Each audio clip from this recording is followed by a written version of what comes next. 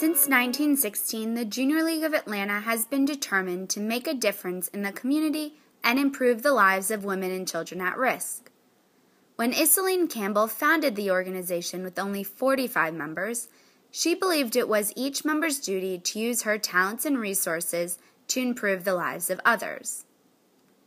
Understanding that social and economic conditions were not the same for everyone, the League began targeting the most difficult of issues. It was the determination and commitment of these first women that established the League of today.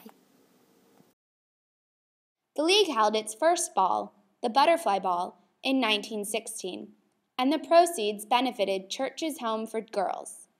In its second year, the League founded the Domestic Science Institution, which instructed young women in household arts. The same year, courses that were essential to war relief efforts were established for the Red Cross. The focus on children began when the League provided books and free lunches to underprivileged children. By the 1920s, the League was growing and continuing its efforts on behalf of indigent children. These efforts led to programs for hot lunches in schools, free dental work, and a milk fund. The Henrietta Eggleston Hospital for Children had been established, and the League began providing financial and volunteer support. In addition, the League started volunteer efforts with the Good Samaritan Clinic for the handicapped children and the juvenile court system. The League also enjoyed entertainment and supporting the arts, with the first marionette production and the first Follies were performed and raised more than $13,000. The Children's Theater held its first performances, a project that continued for more than 40 years. This decade was one of great involvement for the League as it provided financial and volunteer support to Grady Hospital, the art school at the High Museum, and the Girl Scout program. In 1926, the League donated funds that would build a WYCA home.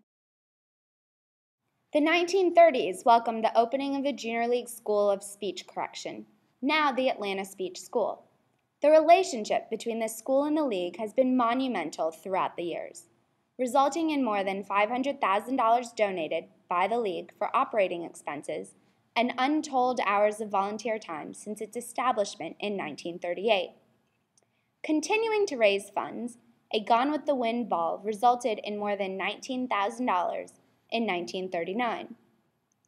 The League tackled serious issues as well and established the Thyroid Clinic at Grady Hospital and sponsored a parental guidance project for the Family Welfare Society. It also ventured into journalism and started the Cotton Blossom, now known as the Peachtree Papers. The Silver Jubilee Follies, celebrating the League's 25th anniversary, kicked off the 40s. In 1945, League members worked a war bond booth and sold more than $3 million in bonds in 2 years. That same year, work with children continued at Eggleston Hospital, where the Fashionista production raised funds for germ-killing lights and a radio broadcast promoting books for children began. A year later, in 1946, the League co-sponsored an art exhibition to aid the Atlanta Youth Symphony Organization, which later became the Atlanta Symphony Orchestra that exists today. The Cotton Blossom Cookbook was a profitable fundraiser for the League and allowed for a donation to the Atlanta Speech School in 1948. Nearing the end of that decade, the Nearly New Shop was opened and began offering a low-cost option for used clothing and household items. The 1950s began with exciting news that a new home was purchased for the Atlanta Speech School. Support for the arts continued in the 1950s with an endowed chair in the Atlanta Symphony Orchestra in 1951. The League also established the Junior League Symphony Library, as well as a members' room with the Atlanta Art Association in 1952 and 1953, respectively. In 1954 and 1956, donations were made to construct the Junior League Infirmary at Girl Scout Camp Timber Ridge and toward an infirmary at Camp Toccoa for Campfire Girls. Near the end of the decade, the League also provided funds for the construction of a chapel for Goodwill Industries. In the 1960s, the affiliation with the arts continued with the establishment of the Junior League Activities Center in the High Museum of Art, assistance in funding Opera Atlanta, and the debut of Peach Pipes. Within the League, the Nearly New started a rolling store for inner city, and the transfer club for members was established. The League continued the support for education of children by co-sponsoring an educational program with the Atlanta Junior Chamber of Commerce on poison prevention, an art education program for public schools, and by establishing summer reading awards with the Atlanta Public Library System. The Atlanta Girls Club was founded by this time, and the League began providing both financial and volunteer support for the development of young women. The League also presented a gift of an acoustical shell in the City Auditorium for the Atlanta Symphony Orchestra. The Atlanta Speech School was well established, and a special 50th League anniversary gift was made in 1965. Focus on the inner city needs and urbanization continued into the 1970s, with funds and volunteers being donated to expand the Bush Mountain pre-kindergarten, field trips along the Chattahoochee for the children, and the membership vote to establish a center on urbanization. The League created a public affairs committee in 1970 to educate its members on a variety of topics of civic importance. In 1974, the League, along with the United Way and the National Council of Jewish Women, co-sponsored a community board institute which would remain in existence for several years. The needs of children continued to be addressed by co-sponsoring a child advocacy conference, establishing a child abuse prevention magazine, a film, Children in Trouble, regarding juvenile delinquency prevention, and training regarding learning disabilities. The children also benefited from a playscape in Piedmont Park, the TV Puppet Project, and performances of the Atlanta Symphony in public schools. In 1976, the League decided on the Atlanta Historical Society for its regular meeting site. Fundraising remained an ever-present focus of the League as it opened a consignment shop with Nearly New. The Project Cookbook was also approved as a new fundraiser in 1979.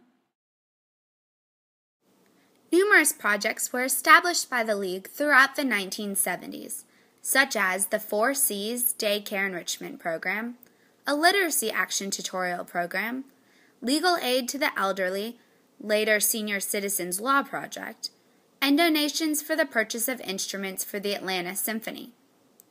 The League also assisted with projects supporting Apple Corps, Educational Resource Center, the Atlanta Historical Preservation Center, and the Atlanta Botanical Garden. Anniversary gifts of $10,000 each were made to the Eggleston Children's Hospital for its 50th celebration and the Atlanta Speech School for its 40th year of operations in 1978.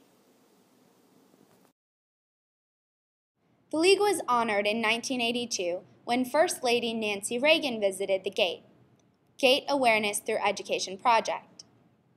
That same year, the League's 65th anniversary was celebrated with Atlanta Cook Notes being approved as the third fundraiser. The fundraising continued when the League held its first endowment fund, Tour of Homes, and raised $12,000. In 1987, the League celebrated its 70th anniversary with the gift to the community of the Atlanta Children's Shelter, a facility that has been consistently operating at capacity, serving 30 homeless children every day since opening. Internally, the League adopted certain position statements regarding drug abuse and child advocacy. Later, in 1984, the Community Research and Development was reinstated with the purpose of studying aging issues, child advocacy, education, and juvenile justice. Other significant projects included Project Lead, My Turn Now, Young Audiences of Atlanta, the Science Museum Project of Atlanta, and Historic Oakland Cemetery. The League donated funds to such organizations as the American Red Cross, the Outdoor Activities Center, African Famine Relief Campaign, and Homeless Children's Day Shelter.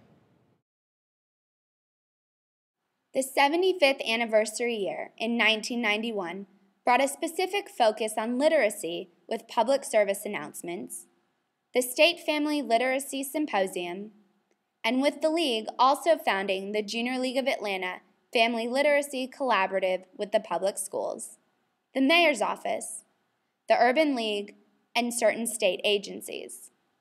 Substantial grants were received through the collaborative. That year, more than 1,000 books were donated to children in shelters during the holidays, and 100,000 hours of service were provided. By the mid-90s, the League developed policies to define 3 focus areas still used today: women and children's health, women and children at risk, and education. By 1996, the League was focusing on a new initiative for teen pregnancy prevention. In order to advance the Teen Pregnancy Prevention Initiative, the League established the Esteemed Scholarships for a New Girls Leadership Program in 1998. Another important program in the 1990s included the creation of the first Atlanta Prejudice Awareness Summit with Jewish Women International. Fundraising was at an all-time high, with the Nearly New Shop celebrating its 40th anniversary and having raised more than $2 million in sales. The cookbook, True Grits, Tall Tales and Recipes from the New South, was published.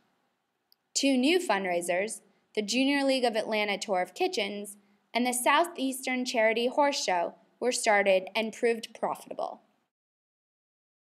The new century continued the League's focus on community outreach efforts and its immediate needs with shoes for children in foster care, holiday gift certificates and presents for young people in Families First, Fulton County DFACS, and Girls Incorporated, and MARTA tokens donated to various agencies.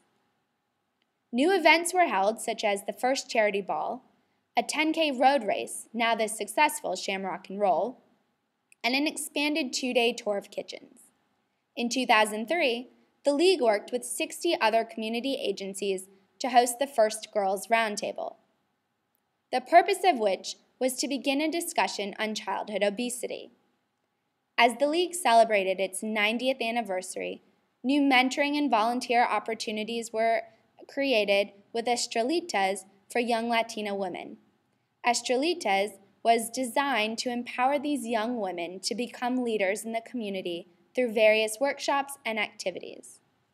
The Kids in the Kitchen program continued to grow and ultimately provided healthy eating training to more than 3,000 children in 2009. Near the end of the decade, in 2007, the League established a League Initiative Committee. That committee would assess and evaluate the needs of the community that were not being met and determine whether those needs could be addressed by the League. In 2008, the League Board of Directors approved 2 new League initiatives, one focused on early childhood education and the other a pilot to address the commercial sexual exploitation of children, or CSEC. Implementation of these programs was achieved through advocacy efforts, a member education campaign, and the creation of a framework for the members' direct service opportunity. Within 1 year, the League Board of Directors had adopted the initiative projects for early childhood education and CSEC. The Education Initiative developed a Journey to Literacy module, stressing the importance of reading for 3- and 4-year-olds. At the beginning of the 2009-2010 league year, we set out with 11 other junior leagues in Georgia to read an incredible 1 million minutes to children. We did this in support of Bright from the Start, Georgia Department of Early Care and Learning, to celebrate that our Georgia Pre-K was enrolling its 1 millionth student in this important program. As part of this initiative, the League collected books and donated them to several community partners, including Sheltering Arms, Whiteford Community Program, and the Atlanta Children's Shelter. Regarding CSEC, the initiative to eliminate the commercial sexual exploitation of children, the League lobbied a bill with other community groups. The bill later passed and now requires mandatory reporters to report suspected victims of commercial sexual exploitation of children. The Junior League of Atlanta has made history by transforming the community and the lives of women and children for more than 96 years. Now, 4,000 women strong, the contribution to the community this year will be a nearly $2 million investment provided by more than 75,000 volunteer hours to the 65 community placement partners. That means the lives of 650,000 women and children at risk will improve directly from our members' volunteer service and the $600,000 raised. Unfortunately, our work is never done. The League will continue its work to be a catalyst of positive change. In all efforts, our members remain focused on the areas of women and children's health, women and children at risk, and education. That passion and commitment have never wavered over the years. In 2016, the League will celebrate its 100th anniversary and continue the tradition of making a difference in our community. We welcome you to this journey of a lifetime where you will be empowered to make a change in the lives of others.